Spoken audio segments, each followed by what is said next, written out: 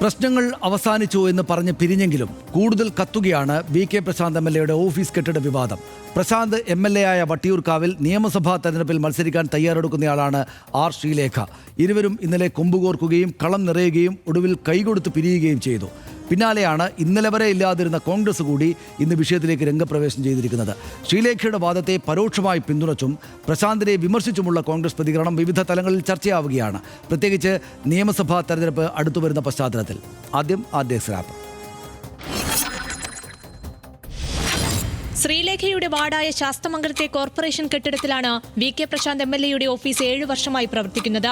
ഇതേ കെട്ടിടത്തിലുള്ള തന്റെ ഓഫീസ് സൗകര്യപ്രദമായി പ്രവർത്തിപ്പിക്കുന്നതിന് എം.എൽ.എ ഓഫീസ് ഒഴിയണമെന്ന് ശ്രീലേഖ ആദ്യം ഫോണിലൂടെ ആവശ്യപ്പെടുകയായിരുന്നു. രേഖകൾ പ്രകാരം അടുത്ത മാർച്ച് വരെ ഓഫീസിൽ തുടരാൻ അനുമതിയുണ്ടെന്നും ഒഴിയില്ലെന്നും പ്രശാന്തും നിലപാടെടുത്തു. കോർപ്പറേഷൻ കെട്ടിടത്തിന്റെ താഴത്തെ നില മുഴുവൻ എം.എൽ.എ കൈയടക്കിയെന്ന് ശ്രീലേഖ ആരോപിച്ചു. കെട്ടിടത്തിൽ കൌൺസിലറുടെ ഓഫീസ് പ്രവർത്തിക്കാൻ സ്ഥലമില്ലെന്നും ശ്രീലേഖ ചൂണ്ടിക്കാട്ടി. വിവാദമായതോടെ നാടകീയമായി എം.എൽ.എ ഓഫീസിലെത്തിയ കൌൺസിലർ ശ്രീലേഖ പ്രശാന്തുമായി പ്രശ്നങ്ങളില്ലെന്നും താനൊരു അഭ്യർത്ഥന നടത്തിയതാണെന്നും വിശദീകരിക്കുകയായിരുന്നു. താനും തന്റെ ആളുകളും കൌൺസിലർ ഓഫീസിലുണ്ടാകും, അതിന്റെ ബുദ്ധിമുട്ട് പ്രശാന്ത് സഹിക്കേണ്ടി വരുമെന്നും ശ്രീലേഖ പറഞ്ഞു. 7 വർഷം ഇല്ലാതിരുന്ന ബുദ്ധിമുട്ട് ഇപ്പോൾ തനിക്കുണ്ടാകാൻ പോകുന്നില്ലെന്ന് വി.കെ. പ്രശാന്തും മറുപടി നൽകി. എം.എൽ.എയോട് ഒഴിയാൻ കോർപ്പറേഷൻ കൌൺസിൽ ഇതുവരെ ആവശ്യപ്പെട്ടിട്ടില്ല. എങ്കിലും കെട്ടിടത്തിന്റെ വാടകയെ ചൊല്ലിയാണ് നിലവിലെ ചർച്ച. വിവാദം ഇങ്ങനെ കത്തി നിൽക്കുന്നതിനിടെയാണ് ശ്രീലേഖയുടെ ആരോപണം ഏറ്റുപിടിച്ച് കോൺഗ്രസിന്റെ കൂടി കടന്നുവരവ്. ആർഡിഎക്സ് റാപ്പ് ന്യൂസ് മലയാളം.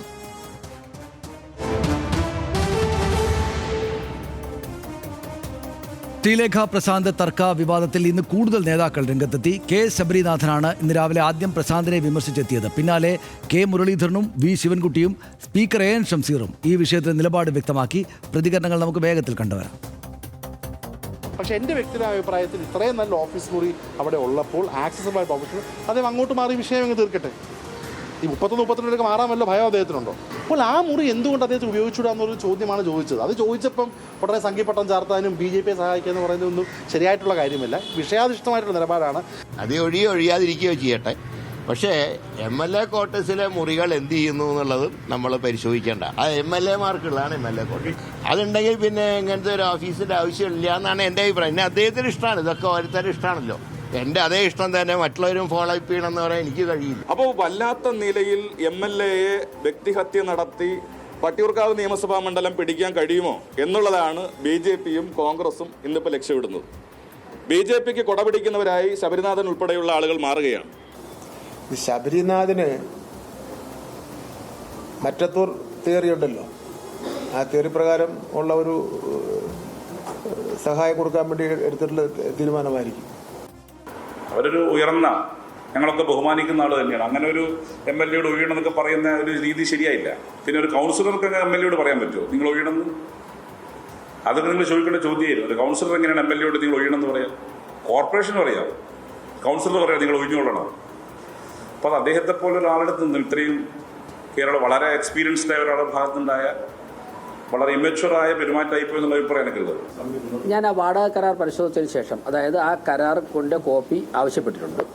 ആ കരാർ, ആ രേഖകൾ പരിശോധിച്ചതിന് ശേഷം അതിൻ്റെ മറുപടി പറയാം. മറ്റ് വിശദാംശങ്ങൾ നമുക്ക് ഡാറ്റാ ഷീറ്റിൽ പരിശോധിക്കാം. ഒഴിയുമോ ഒഴിപ്പിക്കുമോ എന്നതാണ് പ്രധാനപ്പെട്ട ചോദ്യം. ഇപ്പോഴും കരാർ കാലാവധി അവസാനിക്കുന്നതുവരെ മാറില്ല എന്ന നിലപാടിൽ ഉറച്ചാണ് വി.കെ. പ്രശാന്ത് ഇപ്പോഴും നിൽക്കുന്നത്. കരാർ നിലവിലുണ്ടെങ്കിലും കൗൺസിൽ ആവശ്യപ്പെട്ടാൽ MLA ഓഫീസ് ഒഴിയേണ്ടതായിട്ട് വരും എന്ന സാഹചര്യം അവിടെയുണ്ട്. 300 സ്ക്വയർ ഫീറ്റ് ഓഫീസ് മുറി 832 രൂപയ്ക്കാണ് MLA-ക്ക് നൽകിയത് എന്നത് BJP ചർച്ചയാക്കാൻ വേണ്ടി ശ്രമിക്കുകയാണ്. വാടകയുടെ പേരിൽ പ്രശാന്ത് ഫണ്ട് തട്ടിയെടുത്തു എന്ന വ്യാജ ആരോപണവും BJP പ്രചരിപ്പിക്കുന്നുണ്ട് എന്നതാണ് നമ്മൾ കാണുന്നത്. വാടക ക്രമക്കേട് ആരോപണം എങ്ങനെയാണ്? കോർപ്പറേഷൻ ഉടമസ്ഥതയുള്ള കെട്ടിടങ്ങളിൽ വാടക ക്രമക്കേടുണ്ടോ എന്ന് അന്വേഷിക്കാൻ നീക്കമുണ്ട്.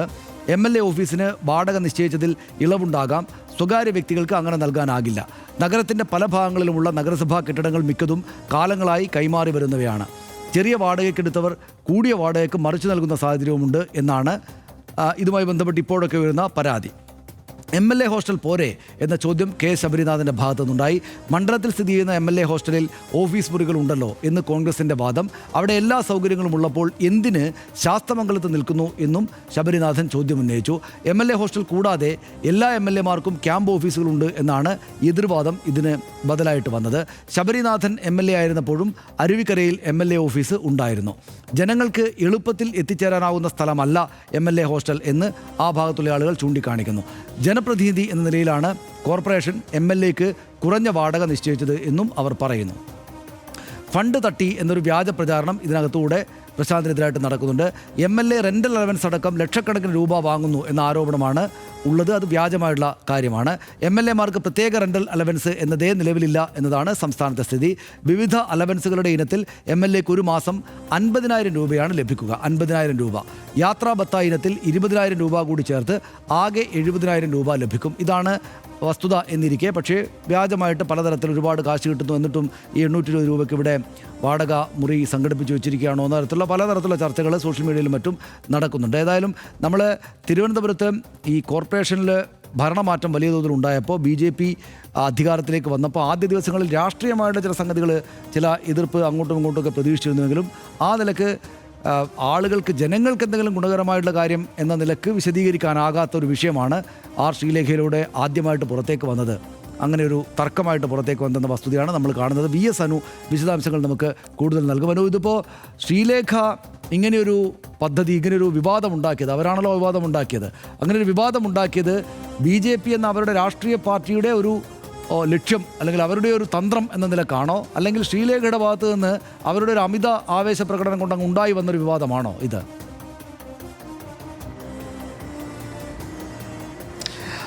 സനീഷ്, നമ്മളൊക്കെ വളരെ കൗതുകത്തോടെ നോക്കുന്ന ഒരു വിഷയമാണിത്. കാരണം മിനിഞ്ഞാന്ന് രാത്രിയാണല്ലോ ഇങ്ങനെ ഒരു ഫോൺ കോള് VK പ്രശാന്ത് MLAക്ക് വന്നു എന്നുള്ള ഒരു വിവരം പുറത്തു വരികയും ആ വാർത്ത വരികയും ചെയ്തു. പിറ്റേന്ന് രാവിലെ, അതായത് ഇന്നലെ രാവിലെ 2 പ്രധാനപ്പെട്ട വാർത്തകളാണ് ന്യൂസ് മലയാളം പുറത്തു കൊണ്ടുവന്നത്. ഒന്ന് VK പ്രശാന്തിൻ്റെ പ്രതികരണം, അത് നമ്മുടെ ചന്തു പോയി എടുക്കുകയും അന്ന് VK പ്രശാന്ത് ചന്തുവിനോട് പറഞ്ഞ കാര്യം, ഇതിന് പിന്നിൽ BJPയുടെ അജണ്ട ഉണ്ടോ എന്നുള്ള കാര്യം, അത് മേയർ അറിഞ്ഞിട്ടാണോ, VV രാജേഷ് ഉൾപ്പെടെയുള്ളവർ അറിഞ്ഞിട്ടാണോ എന്നുള്ള ചോദ്യം ചന്തുവിനോട് VK പ്രശാന്ത് ചോദിക്കുന്നു. മറ്റൊരു നമ്മൾ കൊടുത്തൊരു വാർത്ത, ഈ നീക്കം BJPയോ അല്ലെങ്കിൽ BJP നേതൃത്വമോ മേയറോ പോലും അറിഞ്ഞിട്ടില്ല എന്നുള്ള വാർത്തയും നമ്മൾ നൽകിയിരുന്നു. അതായത് ഇന്നിപ്പോൾ മാധ്യമങ്ങളെ കണ്ട VV രാജേഷ് വളരെ കൃത്യമായി തന്നെ പറയുന്നുണ്ട്, അത് മേയർ അറിഞ്ഞ് തന്നെ വേണം ഇതൊക്കെ നടക്കാൻ എന്നില്ലല്ലോ, ഇത്തരം ചില കാര്യങ്ങൾ ഒരു സൗഹൃദപരമായിട്ട് പറഞ്ഞതാകാം എന്ന് പറഞ്ഞ് ഒഴിയുന്ന ഒരു കാഴ്ചയാണ് നമ്മൾ ഇന്നലെയും ഇന്നുമായി VV രാജേഷിൻ്റെ ഭാഗത്ത് നിന്ന് കണ്ടത്. ഒരു കാര്യം നമുക്ക് ഇതുവരെ മനസ്സിലാകുന്നത് സനീഷ്, ഇങ്ങനെ ഒരു നീക്കം അത് ഉണ്ടായത് ഏതെങ്കിലും തരത്തിൽ മേയറോ അല്ലെങ്കിൽ BJPയോ അറിഞ്ഞു. BJP എന്ന് പറയുമ്പോൾ നിലവിലെ VV രാജേഷ് അടക്കമുള്ള ആളുകൾ അറിഞ്ഞിട്ടുള്ള ഒരു നീക്കമല്ല ശ്രീലേഖയുടെ ഭാഗത്തു നിന്നും ഉണ്ടായത്. ശ്രീലേഖയ്ക്ക് നമുക്കറിയാം, ഈ തിരുവനന്തപുരം കോർപ്പറേഷൻ്റെ മേയർ സ്ഥാനാർത്ഥി ആര് എന്നുള്ള ചോദ്യത്തിന് BJP അനൗദ്യോഗികമായി പറഞ്ഞു വെച്ച പേരാണ് ശ്രീലേഖ. ഏറ്റവും ഒടുവിൽ ശ്രീലേഖയ്ക്ക് വേണ്ടി വലിയ പിടിവലികളൊക്കെ കേന്ദ്രത്തിൽ നടത്തിയെങ്കിലും ഈ പറയുന്ന നയപരമായ കാര്യങ്ങൾ തീരുമാനിക്കുന്ന ഒരാൾ മതി മേയർ എന്ന RSSൻ്റെ കൂടെ ഒരു കൃത്യമായ നിലപാട് വരികയും ഏറ്റവും ഒടുവിൽ ആദ്യം മുതൽ പറഞ്ഞു കേട്ടിരുന്ന VV രാജേഷ് എന്ന പേരിന് കൂടുതൽ ഒരു പ്രാമുഖ്യം കിട്ടുകയും ചെയ്തു. ഒരു ഘട്ടത്തിൽ അതിപ്പോൾ നന്നായി എന്ന് വേണമെങ്കിൽ പറയാവുന്ന ഒരു അവസ്ഥയാണ്. കാരണം നോക്കൂ, നമ്മളുടെ ഒരു MLA ഒരു കൗൺസിലർ വിളിച്ച് നിങ്ങളുടെ ഓഫീസൊന്നും മാറിത്തരൂ, എനിക്ക് സൗകര്യം കുറവാണ് എന്ന് പറയുന്നത് അത് ഏതർത്ഥത്തിൽ ശരിയാണ് എന്നുള്ളത് നമ്മൾ പരിശോധിക്കേണ്ടതാണ്. ഇനി അങ്ങനെ ഒരു അസൗകര്യം ഒരു കൗൺസിലർക്ക് ഉണ്ടെങ്കിൽ സ്വാഭാവികമായും ആ കോർപ്പറേഷനിൽ വെക്കാം, മേയറെ അറിയിക്കാം, അല്ലെങ്കിൽ കൗൺസിലിൽ ഇതൊരു പ്രശ്നമായി കൊണ്ടുവരാം. അവിടെ കാരണം കൗൺസിൽ തീരുമാനിച്ച് കൊണ്ടുവന്നൊരു വിഷയമാണ്. പക്ഷേ അവിടെ അതൊന്നുമല്ല നടന്നത് എന്നുള്ളത്. അതായത് ശ്രീലേഖയുടെ ആ നടപടിയെ BJP പിന്തുണച്ചില്ല എന്ന് മാത്രമല്ല, പരസ്യമായി ശ്രീലേഖയെ പിന്തുണയ്ക്കാൻ ഒരു നേതാവ് പോലും ഈ നിമിഷം വരെ രംഗത്ത് വന്നില്ല. ഇപ്പോൾ ഈ പറയുന്ന ജോർജ് കുര്യൻ മാത്രമാണ് മറ്റൊരു തരത്തിൽ ഇത് സ്ത്രീ വിഷയമാണ്. കാരണം MLA ഒരു പുരുഷ MLAയുടെ ഓഫീസിൽ കൂടെ കയറി പോകണം എന്ന് പറഞ്ഞിട്ട് ഡൽഹിയിൽ നിന്നുണ്ടായ ഒരു പ്രതികരണം. ബാക്കി എല്ലാവരും, ഒരാൾ പോലും പ്രശാന്തിനെയോ അല്ലെങ്കിൽ ശ്രീലേഖയെ പിന്തുണച്ചോ എത്തിയില്ല. പക്ഷേ ഇന്ന് ആദ്യമായി ഒരു പിന്തുണച്ചെത്തുന്നത് അത് K ശബരിനാഥനാണ്. അതായത് BJPയുടെ ഒരു കൗൺസിലറുടെ നിലപാടിനെ പിന്തുണച്ചുകൊണ്ട് ആദ്യം K ശബരിനാഥൻ വരുന്നു, രണ്ടാമതായി K മുരളീധരൻ വന്നു. എന്തുകൊണ്ടാണ് അങ്ങനെ ഒരു വരവ് എന്നുള്ളതാണ് ഈ വിഷയത്തിലെ ഏറ്റവും കൗതുകരമായ കാര്യം. കാരണം നിലവിൽ വട്ടിയൂർക്കാവ് MLA ആണ് വി കെ പ്രശാന്ത് വരുന്ന നിയമസഭാ തെരഞ്ഞെടുപ്പിൽ വട്ടിയൂർക്കാവിൽ മത്സരിക്കാൻ ഒരുങ്ങുന്ന ഒരാളാണ് ആർ ശ്രീലേഖ. അവരോട് അവിടെ കേന്ദ്രീകരിച്ച് പ്രവർത്തിക്കാൻ വേണ്ടി പറയുകയും ചെയ്തു. അങ്ങനെയുള്ളപ്പോൾ അവർ രണ്ടും തമ്മിൽ കൊമ്പ് കോർക്കുന്നു, അവർ തമ്മിൽ വലിയ വാക്കേറ്റങ്ങൾ ഉണ്ടാകുന്നു, അത് വലിയ വാർത്തയാകുന്നു. പിന്നീട് അവർ രണ്ടും ഒരുമിച്ച് സഹോദര തുല്യരാണെന്ന് പറഞ്ഞവർ പോവുകയും ചെയ്യുന്നു. അവിടെ ഇപ്പോൾ പറഞ്ഞ കാര്യത്തിൽ, അതായത് ഇതൊരു രാഷ്ട്രീയ വിഷയമായിട്ട് മാറിക്കഴിഞ്ഞു. അതായത് ആർ ശ്രീലേഖയുടെ ബാലിശമായിട്ടുള്ള ഇടപെടൽ കൊണ്ടുണ്ടായ ഒരു വിഷയമാണെങ്കിൽ തന്നെയും BJP അതിന് പിന്നാലെ പോകേണ്ടതില്ല എന്ന് നേതൃത്വം തീരുമാനിച്ചിട്ടുണ്ടാകാം ഒരുപക്ഷെ. അങ്ങനെയെങ്കിൽ തന്നെയും ഇതിപ്പോൾ സംസ്ഥാനത്തെ തന്നെ ഒരു രാഷ്ട്രീയ വിഷയമായിട്ട് മാറിക്കഴിഞ്ഞല്ലോ. സോഷ്യൽ മീഡിയയിലൊക്കെ വലിയ തോതിൽ ചർച്ചകൾ കത്തുകയാണ്, ആളുകൾ ചേരിതിരിഞ്ഞ് അഭിപ്രായങ്ങൾ പറയുകയാണ്. അപ്പോൾ അങ്ങനെ രാഷ്ട്രീയ വിഷയമായി മാറിക്കഴിഞ്ഞ ഒരു സംഗതിയിൽ കോൺഗ്രസിന് കൃത്യമായിട്ടൊരു നേട്ടം അവിടെ ഉണ്ട്, നിയമസഭാ തെരഞ്ഞെടുപ്പ് വരാനിരിക്കുക. അതുകൊണ്ട് കെ ശബരിനാഥനും കെ മുരളീധരനും ശരിയായൊരു നിലപാടാണ് ആ അർത്ഥത്തിൽ പിടിച്ചിരിക്കുന്നത് എന്ന് നമുക്ക് കാണാൻ സാധിക്കുകയില്ലേ. അതായത് ഇതൊരു വിഷയമാണ്, രാഷ്ട്രീയ വിഷയമാണ്, വട്ടിയൂർക്കാവിനെ ആകെ ശ്രദ്ധാകേന്ദ്രമാകുന്ന ഒരു കാര്യമാണ്. ഇതിനകത്ത് ഇന്ന നിലപാട് പിടിച്ചാലാണ് നമുക്ക് നേട്ടമുണ്ടാവുക എന്ന നല്ല രാഷ്ട്രീയ ബുദ്ധി അതിന് പിന്നിലില്ലേ. അത് പറഞ്ഞതുകൊണ്ട് ഞാൻ BJP-കാരനാണ്, സംഖ്യയാണ് എന്ന് പറയരുത് എന്ന് കെ ശബരിനാഥൻ പറയുന്നതിനെ നമുക്ക് മുഖവിലേക്ക് എടുക്കേണ്ടതായിട്ട് വരില്ലേ? തീർച്ചയായും. അതായത് ഇന്നലെ അപ്രസക്തരായി പോയ കോൺഗ്രസും കെ മുരളീധരനും കെ ശബരിനാഥനും ഉൾപ്പെടെയുള്ള ഇന്ന് രാവിലെ ആ വിഷയം ഓൺ ചെയ്യുകയും അതിലേക്ക് വലിയ പ്രതികരണങ്ങൾ. ഇപ്പം നോക്കൂ, MLA ഹോസ്റ്റൽ ഉണ്ടല്ലോ ഇവിടെ, എന്നിട്ട് എന്തുകൊണ്ടാണ് അവിടെ ഇങ്ങനെ ഒരു ഓഫീസ് പ്രവർത്തിക്കാത്തത്? കെ മുരളീധരൻ പറയുന്നു എൻ്റെ ഓഫീസ് പ്രവർത്തിച്ചിരുന്നത് അവിടെയാണ്. സനീഷ്, നമുക്കെല്ലാവരും നമ്മൾ പല ഘട്ടങ്ങളിൽ MLA-മാരെ കാണാൻ വേണ്ടി MLA ഹോസ്റ്റൽ പോയിട്ടുണ്ട്. ഒരു MLA അവിടെ വിളിച്ച് പറയാതെ ഏതെങ്കിലും ഒരു സാധാരണക്കാരനും MLA ഹോസ്റ്റലിൻ്റെ അകത്ത് വാച്ചാൻ വാർഡുമാരെ അനുവാദമില്ലാതെ കയറാൻ കഴിയുമോ? ഇല്ല. അതായത് MLA ഹോസ്റ്റൽ എന്ന് പറയുന്നത് പ്രത്യേകിച്ച് മറ്റ് ജില്ലകളിൽ നിന്നുള്ള MLA-മാർക്ക് താമസിക്കാനാണ്. തിരുവനന്തപുരത്തുള്ള MLA-മാരുടെ ഓഫീസുകൾ കാലാകാലങ്ങളായി മറ്റ് ജില്ലകളിൽ നിന്നുള്ള അതാത് പാർട്ടിക്കാരുടെ ഈ മന്ത്രിമാരുടെ സ്റ്റാഫുകൾ ഉൾപ്പെടെയുള്ളവർക്ക് താമസിക്കാനുള്ള, അല്ലെങ്കിൽ വിദ്യാർത്ഥി രാഷ്ട്രീയം SFI ആയിട്ടോ അല്ലെങ്കിൽ KSU ആയിട്ടോ യൂത്ത് കോൺഗ്രസോ ഒക്കെ ആയി പ്രവർത്തിക്കുന്ന ആളുകൾക്ക് താമസിക്കുന്ന ഒരിടമായിട്ടാണ് നിൽക്കുന്നത്. ഇവിടെ എന്താ, വി കെ പ്രശാന്ത് അദ്ദേഹത്തിൻ്റെ മണ്ഡലത്തിൽ വളരെ എല്ലാവർക്കും ഇന്നിപ്പോൾ ഏറ്റവും ഒടുവിൽ നമ്മുടെ RDX തുടങ്ങുന്ന ആ സമയത്ത് വി കെ പ്രശാന്ത് ഇപ്പോൾ ഒരു പോസ്റ്റ് ഇട്ടിരുന്നു. അതായത് ഒരു വീൽ ചെയറിൽ വന്ന ഒരാളുടെ, കാരണം വി കെ പ്രശാന്തിൻ്റെ ഓഫീസ് MLA ഹോസ്റ്റൽ 2ാമത്തെ നിലയിലാണ്. മാത്രമല്ല ഇപ്പോൾ അദ്ദേഹത്തിൻ്റെ ഓഫീസ് വട്ടിയൂർക്കാവ് മണ്ഡലത്തിൽ ഉൾപ്പെടുന്ന ശാസ്തമംഗലത്താണ്.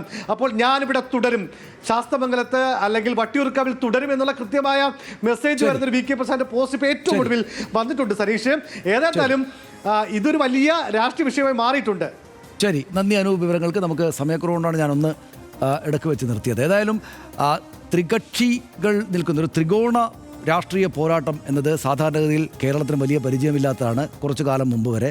ഇപ്പോൾ പക്ഷേ തിരുവനന്തപുരത്ത് അത് ഒരു ത്രികക്ഷി രാഷ്ട്രീയ പോര്, 3 പ്രധാനപ്പെട്ട കക്ഷികൾ, ഏതാണ്ട് സമശക്തിയുള്ള കക്ഷികൾ ഒന്നിച്ചു നിന്ന് രാഷ്ട്രീയമായിട്ട് പോരടിക്കുമ്പോൾ, രാഷ്ട്രീയ നേട്ടം ഉണ്ടാക്കാൻ വേണ്ടി പോരടിക്കുമ്പോൾ എന്താണ് സംഭവിക്കുക എന്ന കേരളത്തിന് വലിയ പരിചയമില്ലാത്തൊരു സംഭവത്തെ, ഒരു സംഗതിയെ നമുക്ക് മുന്നിലേക്ക് വെച്ചു തരികയാണ് തിരുവനന്തപുരം കോർപ്പറേഷനുമായി ബന്ധപ്പെട്ട ഇപ്പോഴത്തെ സംഭവ വികാസങ്ങൾ എന്ന് നമ്മൾ ഓർക്കണം. അതായത് താരതമ്യേന നിസ്സാരമെന്ന് തോന്നിക്കുന്ന ഒരു രാഷ്ട്രീയ വിവാദം ഉണ്ടാകുന്നു. അതൊരു പുതുതായിട്ട് വന്ന, അവർ വലിയ ഉദ്യോഗസ്ഥയ്ക്കായിരിക്കാം, അങ്ങനെ റിട്ടയർ ചെയ്ത ആളായിരിക്കാം, പക്ഷേ പുതുതായിട്ട് രാഷ്ട്രീയ പ്രവർത്തന മേഖലയിലേക്ക് വന്ന ഒരു പുതുമുഖ രാഷ്ട്രീയക്കാരിയുടെ ബാലിശ നിലപാടിലൂടെ ഉണ്ടായി വന്നൊരു രാഷ്ട്രീയ വിവാദം പക്ഷേ വലിയൊരു രാഷ്ട്രീയ ചർച്ചയായിട്ട് മാറുകയും അതിനകത്ത് 3 കക്ഷികളും അവരവരുടേതായ നിലപാടെടുക്കുകയും ചെയ്യുന്നതിലെ ഒരു സംഘർഷമാണ് നമ്മളിപ്പോൾ കണ്ടുകൊണ്ടിരിക്കുന്നത്. അപ്പോൾ സ്വാഭാവികമായിട്ടും CPM ആണ് ഒരു ഭാഗത്തെങ്കിൽ മറ്റ് 2 കക്ഷികൾക്ക് ഒരു നിലപാട് സ്വീകരിക്കേണ്ടതായിട്ട് വരും. അതൊന്നുകിൽ പ്രശാന്തിനെ അനുകൂലിച്ച് വേണം കോൺഗ്രസ് നിലപാട് സ്വീകരിക്കാൻ, അല്ലെങ്കിൽ കോൺഗ്രസ് പ്രശാന്തിനെ എതിർക്കണം. എന്ത് നിലപാട് സ്വീകരിക്കണമെന്ന് ആലോചിക്കുമ്പോൾ ഒറ്റ അഭിപ്രായത്തിലേക്ക് സ്വാഭാവികമായിട്ടും കോൺഗ്രസ് നേതൃത്വം എത്തും. അത് നിയമസഭാ തെരഞ്ഞെടുപ്പ് വരാൻ പോവുകയാണ്. പ്രശാന്ത് ജനകീയനായിട്ടുള്ളൊരു MLA ആണ് അവിടെ. അദ്ദേഹത്തിനെതിരായിട്ട് BJP വെച്ചിരിക്കുന്ന ഒരു ഇത്തരമൊരു വിവാദമാണെങ്കിലും അതിലെവിടെ പക്ഷം ചേരണം എന്നത് കോൺഗ്രസ് നേതാക്കൾക്ക് ഒരുപാട് ആലോചിക്കേണ്ടുന്ന കാര്യമില്ലാത്തതാണ്. അതാണ് അവിടെ സംഭവിച്ചിരിക്കുന്നത്. ഇതിനകത്ത് ഒരു ഓഫീസ് മുറി ഒഴിയുക എന്നത്, എങ്ങനെയാണ് ഒരു MLA-യുടെ ഓഫീസ് മുറി ഒഴിയാൻ ആവശ്യപ്പെടേണ്ടത് എന്നതിൻ്റെ സാധാരണമായിട്ട് എല്ലാവർക്കും അറിയാവുന്ന കാര്യങ്ങൾ മനസ്സിലാക്കാൻ നിന്നില്ല ശ്രീലേഖ. നേരെ പോയിട്ട് അങ്ങോട്ട് ഒഴിയണം എന്നാവശ്യപ്പെടുകയാണ് ചെയ്തത്. ഞാനൊരു അഭ്യർത്ഥന പോലെയാണ് പറഞ്ഞത് എന്നവർ പറയുമ്പോഴും ആ അഭ്യർത്ഥനയൊന്നും ഈ ഒരു ഒഫീഷ്യലായിട്ട് കാര്യങ്ങൾ നീക്കുക എന്നതിന് ഇപ്പോൾ കോർപ്പറേഷൻ ലെറ്റർ കൊടുക്കാം, അല്ലെങ്കിൽ മറ്റു കാര്യങ്ങൾ എന്തെങ്കിലുമൊക്കെ ചെയ്യാം. അങ്ങനെയല്ലാതെ ഞാൻ നേരത്തെ പറഞ്ഞതുപോലെ ഒരു ഉദ്യോഗസ്ഥ എന്ന നിലക്ക് ഒരുപാട് പ്രവർത്തന പരിചയമുള്ള ആളാണ്. പക്ഷേ രാഷ്ട്രീയത്തിൽ അവർ വളരെ ബാലിശ നിലപാട് സ്വീകരിക്കുന്ന ഒരാളാണ് എന്ന് നാട്ടുകാർക്ക് മുന്നിൽ ഒന്നും കൂടെ വെളിവാക്കിയിരിക്കുന്നു. അതുകൊണ്ടാണ് BJP നേതാക്കൾ ആരും അവരെ പിന്തുണച്ച് വരാത്തത് എന്ന് നമ്മൾ കാണണം. പക്ഷേ ഇതിപ്പോൾ പറഞ്ഞ് നിർത്തിയാൽ നാളെ BJP നേതാക്കൾ ശ്രീലേഖയെ ഉറപ്പായിട്ടും പിന്തുണക്കാൻ വരും എന്ന് നമ്മൾ കാണണം. എന്തായാലും ഇതൊരു രാഷ്ട്രീയ വിവാദമായിട്ട് നമ്മൾ തുടക്കത്തിൽ മറ്റത്തൂർ വിഷയത്തെക്കുറിച്ച് പറഞ്ഞതുപോലെ ഇത് നിയമസഭാ തെരഞ്ഞെടുപ്പിലേക്ക് പോകുമ്പോൾ വട്ടിയൂർക്കാവ് മണ്ഡലത്തിൽ പ്രത്യേകിച്ചും പൊതുവിൽ എല്ലായിടത്തുമായിട്ട് ഇതൊരു വിഷയമായിരിക്കും എന്ന് നമ്മൾ മനസ്സിലോർക്കണം. വട്ടിയൂർക്കാവ് നിയമസഭാ തെരഞ്ഞെടുപ്പ് ചൂടിലേക്ക് കടന്നെന്ന് വ്യക്തമാക്കുകയാണ് പ്രശാന്ത് ശ്രീലേഖ ഓഫീസ് തർക്കത്തിന് പിന്നാലെ വികസിച്ചു വന്ന രാഷ്ട്രീയ പ്രതികരണങ്ങൾ. ശാസ്തമംഗലം കൗൺസിലറായ R. ശ്രീലേഖയ്ക്ക് അതിവിശാലമായ ഓഫീസ് ആവശ്യമുണ്ടായിട്ടാണോ ഈ പുകലെല്ലാം തുടങ്ങിയത് എന്നതിന് മറുപടി ഒരു മുൻ BJP കൗൺസിലർ പറഞ്ഞു കേട്ടു. സ്കൂട്ടറിൻ്റെ ഡിക്കിയായിരുന്നു അത്രേ അദ്ദേഹത്തിൻ്റെ ഓഫീസ്. നിയമസഭാ തെരഞ്ഞെടുപ്പിൽ വട്ടിയൂർക്കാവിൽ ശ്രീലേഖയെ ലോഞ്ച് ചെയ്യുന്ന രാഷ്ട്രീയ തന്ത്രമാണിത് എന്ന് നിരീക്ഷിക്കുന്നവരുമുണ്ട്. അതെന്തായാലും അനാവശ്യമായൊരു വിവാദമാണല്ലോ ഈ ഓഫീസ് വാടകയെ സംബന്ധിച്ച് പിന്നാലെ വന്നത് എന്ന ഒരു തോന്നലാണ് പൊതുവിൽ രാഷ്ട്രീയത്തെ നിരീക്ഷിക്കുന്ന ആളുകൾക്ക് ഉണ്ടാവുക. 25,000 രൂപ വാടക ഇനത്തിൽ എഴുതിയെടുത്തിട്ടാണ് VK പ്രശാന്ത് MLA കോർപ്പറേഷൻ ഓഫീസിൽ തുച്ഛമായ ഓഫീസ് വാടക നൽകിയിരിക്കുന്നത് എന്ന വ്യാജം ചില സാമൂഹ്യ മാധ്യമ ഹാൻഡിലുകളിൽ നിന്ന് ആയിരക്കണക്കിന് ഷെയറുകളും റീഷെയറുകളുമാണ് പോയത്.